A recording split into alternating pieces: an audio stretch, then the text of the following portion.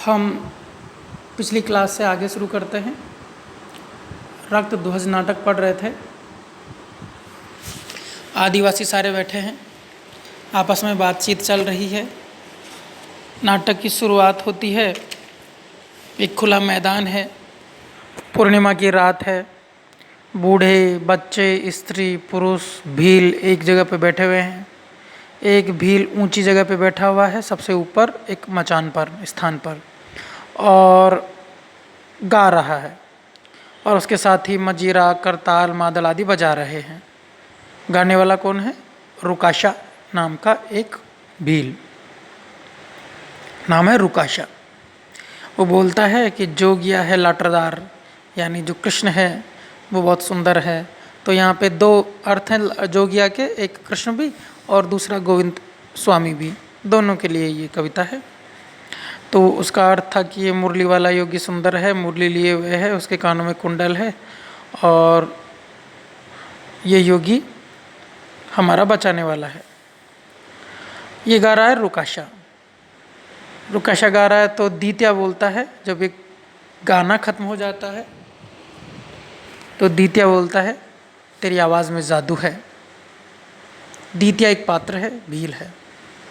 तेरी आवाज़ में जादू है।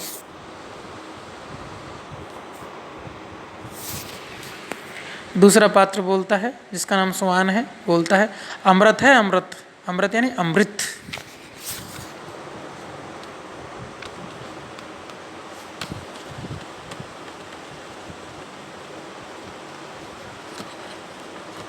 अमृत, अमृत है, अमृत यानी इसकी आवाज़ में जादू नहीं है, इसकी आवाज़ तो अमृत जैसी है।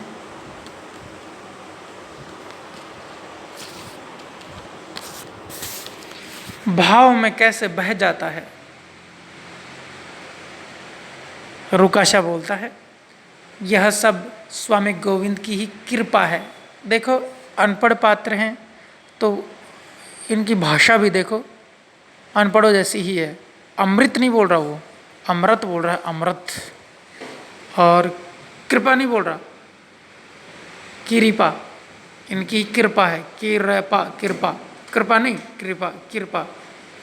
उनके ही भाव हैं, उनकी ही आवाज़ है, हमारा इसमें कुछ भी नहीं है। दीत्या गाने वाला है रुकाशा। दीत्या एक पात्र है जो बोलता है रुकाशा से कि तेरी आवाज़ में तो अमृत है। तब इसकी प्रशंसा करता है तो खुद रुकाशा बोलता है कि नहीं, ये मेरा कुछ नहीं है इसमें, ये सब तो गोविंद स्वामी की दया है। कौन है गोविंद स्वामी? यही है आदिवासियों का मसीहा, यही है आदिवासियों का मसीहा। और इसको महादेव का अवतार माना है। लेखक ने इसको महादेव का अवतार माना है। जब से वह हमारे बीच आए हैं तब से हमारे दुख दर्द दूर होते जा रहे हैं। हम पर महादेव की बड़ी कृपा होती जा रही है। दर्द नहीं, दर्द को क्या लिखा है? दर्द। ऐसे ही बोलते हैं ना गाँव में, दर्द। हाँ, सभी एक साथ बोलते हैं स्वामी जी महादेव का अवतार हैं। जब से वह हमारे बीच आए हैं तभी से इसकी बात काट देता है सुआन, और बोलता है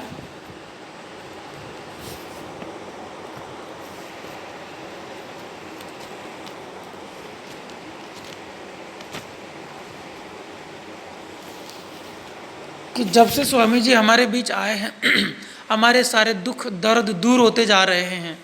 हम पर महादेव की बड़ी कृपा होती जा रही है।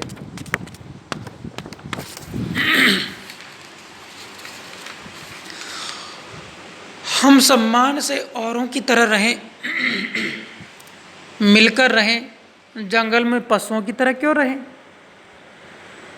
गोविंद स्वामी हमें बताते हैं कि हम सम्मान से रहें, इंसान की तरह रहें, मिलकर रहें, जंगल में जानवरों की तरह क्यों रहें? तो सुआन बोलता है यह बात तो ठीक है, पर फिर एक बात काट दी जाती है। पर क्या हम ऐसे रह पाएंगे? क्या ये ऊंची जाति वाले हमें बर्दाश्त कर सकेंगे? जातिवाद पे आ गया मामला। किस पे आ गया? जातिवाद।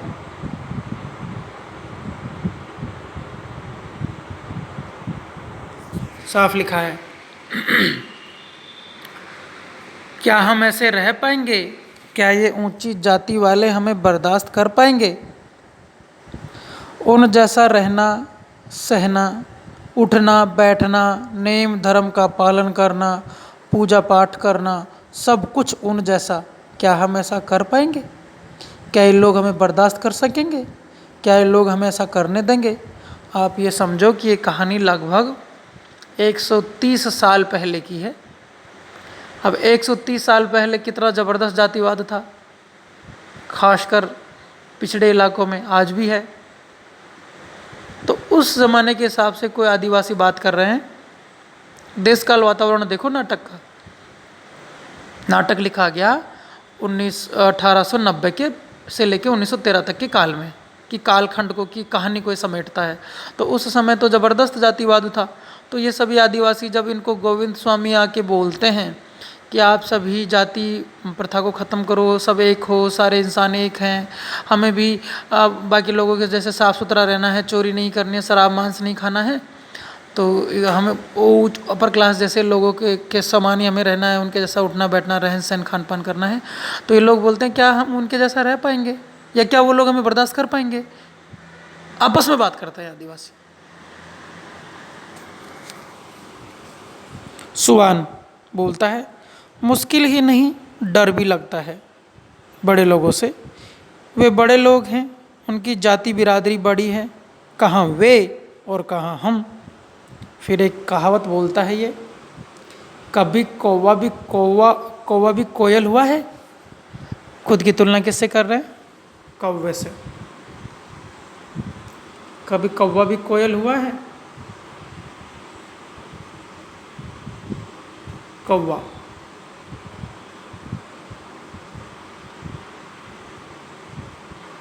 तुलना कर रहे हैं।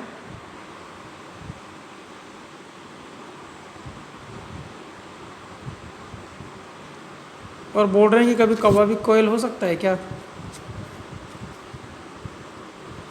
हाँ। दीत्या गहरी सांस लेकर बोलता है सब बराबर हैं। दीत्या गहरी सांस लेता हाँ बोलता है सब बराबर हैं, बराबर नहीं बराबर। देखो इसको ध्यान दो, बराबर, बराबर नहीं बोलता हो, बराबर बोलता है। सब बराबर हैं, छोटा बड़ा कोई नहीं। क्यों रुकाशा काका, ठीक है ना, सब बराबर हैं, छोटा बड़ा कोई नहीं। क्यों रुकाशा काका, ठीक है ना। रुकाशा काका बोलता है हाँ रे, पूरा चौकस, यानी पूरी तरह से ठीक है ये बात कि सभी बराबर हैं, कोई छोटा बड़ा नहीं है। सुवान बोलता है क्या मतलब? फिर रुकाशा समझाता उसको। दीत्या ठीक कह रहा है।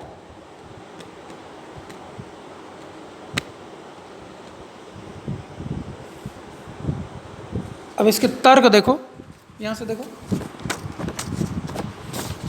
दीत्या ठीक कह रहा है, सबका रक्त एक, सबका खून एक है, रक्त का रंग एक है सिर्फ लाल, सबकी भूख और प्यास एक है, सबका दुख और दर्द एक है, फिर हम में और उनमें फ़र्क क्या? यानी जो तथाकथित ऊंची जाति वाले हैं, उनका और हमारा खून एक है लाल, उनको भी भूख लगती है, हमें भी भूख लगती है, उनको भी दर्द होता है, हमें भी दर्द होता है, उनको भी प्यास लगती है, हमें भी प्यास लगती है, सब बराबर हैं, सब बराबर हैं। ऊंच नीच कहाँ?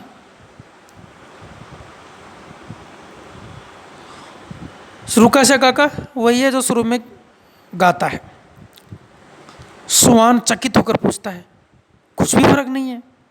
नहीं नहीं, ऐसा कहाँ है, हम तो उनकी जूती भी नहीं है, क्या कोई फ़र्क है क्या? पूछता है रुकाशा। तो बोलता नहीं नहीं नहीं नहीं, ऐसा कहाँ है, हम तो उनकी जूती भी नहीं है। राजा महाराजाओं का टाइम था और आम जनता थी, तो राजा महाराजा इस तरह से शोषण करते थे, लोगों के अंदर हीन भावनाएं भरी हुई थी। तो बोलता है नहीं, हम तो उनकी जूती भी नहीं है। कहाँ राजा भोज, कहाँ गंगू तेली। कभी कभी मुझे डर लगने लगता है कि हम कहाँ तो राजा भोज और कहाँ गंगू तेली, हमें तो कहाँ कभी कभी डर लगने लगता है। क्यों रे? द्वितीय पूछता है क्यों डर लगता है? स्वान है, अनपढ़ है और शंका करता है, डर भी लगता है इसको।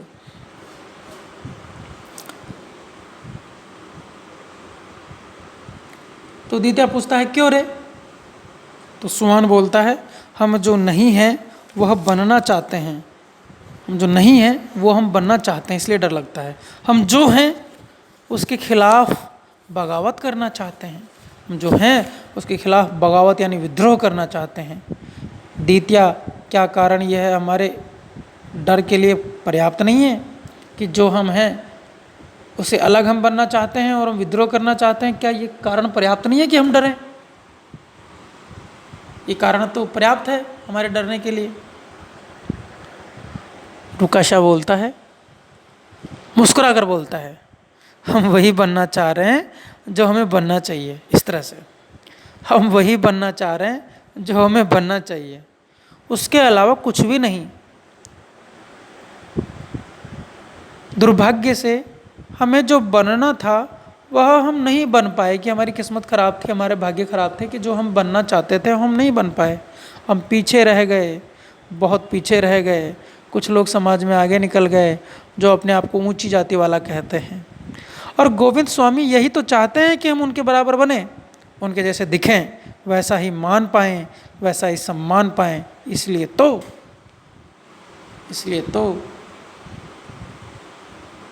सुमान पूछता है तो क्या? फिर रुकाशा बोलता है, इसलिए तो गोविंद स्वामी का यही प्रयत्न है कि हम उसके लिए पहल करें, खुद उठें, खुद को उनके बराबर खड़ा करें। ये लड़ाई किसी बाहर वाले से नहीं, खुद से है। अब खुद से लड़ना है। सवाल यह है कि खुद से कैसे लड़ें? क्या कोई खुद से लड़ सकता है? खुद से कोई कैसे लड़ेगा? खुद से कोई कैसे लड़ेगा? गोविंद स्वामी यही कहते थे बार बार इनको कि हमें खुद से लड़ना है, अपने आप को विकसित करना है, अपनी सोच विकसित करनी है, अपने आप को सुधारना है, चोरी छोड़नी है, मांस खाना छोड़ना है, अपराध करना छोड़ना है और खुद से लड़ना है, खुद को सुधारना है। हम दूसरे से नहीं लड़ेंगे, खुद को उनके बराबर करेंगे, उनके जैसा करेंगे, सम्मान पाएंगे, मान पाएंगे। और ये सब कब होगा? जब हम खुद को सुधारेंगे। तो ये आप आदिवासी आपस में बात कर रहे हैं कि हमें खुद से लड़ना है, यानी खुद के संस्कारों से लड़ना है, खुद को अच्छा बनाना है, घिसे पिटे संस्कारों को तोड़ के फेंक देना है, छोड़ देना है। तो ये रक्त ध्वज का दूसरा पार्ट था। इससे आगे हम अगली क्लास में शुरू करेंगे। आदिवासियों की बातचीत जारी है। पहला अंक है, ये सभी एक मैदान में बैठे हैं, खुला मैदान है और कुछ आदिवासी मंच पे बैठे हैं जिसमें रुकाशा मुख्य है जो गाता भी है और बहुत क्रांतिकारी विचारों का है। गोविंद स्वामी का भक्त हो गया है, चेला हो गया है और बाकी लोगों को भी उनकी संदेश देता है, पहुंचाता है। आज के लिए इतना ही। धन्यवाद।